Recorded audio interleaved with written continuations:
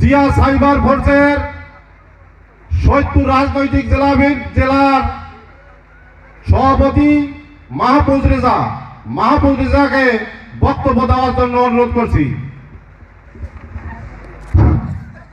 বিসমিল্লাহির রহমানির রহিম। আজকের এই মতবিনিময় সভার সম্মানিত প্রধান অতিথি,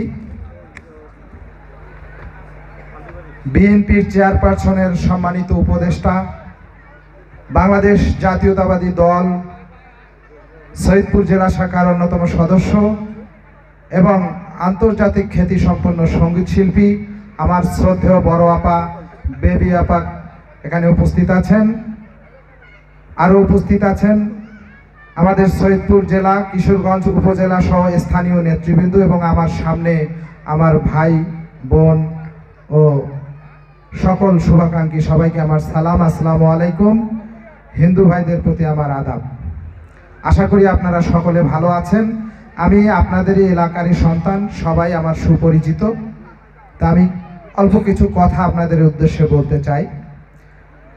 আমাদের আগামীর রাষ্ট্রনায়ক জনাব তারেক রহমান যে 31 দফা ঘোষণা করেছেন, তারই আলোকে আজকের এই মতবিনিময় সভা। আপনারা জানেন, অনেকেই হয়তো জানেন, অনেকে জানেন না যে 31 দফা ঘোষণা করেছেন।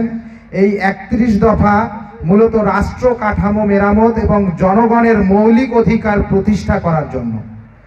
এই 31 দফা যদি আমরা বাস্তবায়ন করতে পারি, আমাদের বাংলাদেশে আর কোনো সমস্যা থাকবে না এবং আমাদের বাংলাদেশের গণতন্ত্র নিয়েও কেউ আর ছিনিমিনি খেলতে পারবে না ইনশাল্লাহ।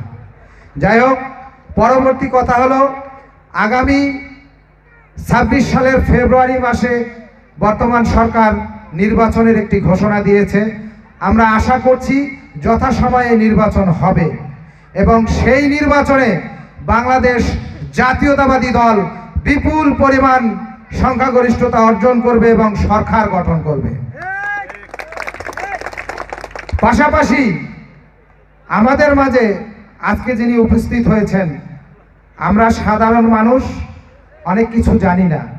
ওনাকে এত কাছে পেয়ে মনে করতেছি উনিও মানুষ আমরাও মানুষ। এটা সত্য কথা, উনিও মানুষ আমরাও মানুষ, কিন্তু উনি অনেক যোগ্যতা সম্পন্ন একজন মানুষ। চেয়ারপারসনের উপদেষ্টা, বাংলাদেশের তিনবারের প্রধানমন্ত্রী, আপসীন নেত্রী, দেশনেত্রী বেগম খালেদা জিয়ার উপদেষ্টা। এটা কি চারটিখানি ব্যাপার?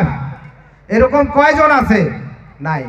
আমরা কাছে পেয়ে ওই কয় না, বাড়ির গরু ঘুলির ঘাস খায়।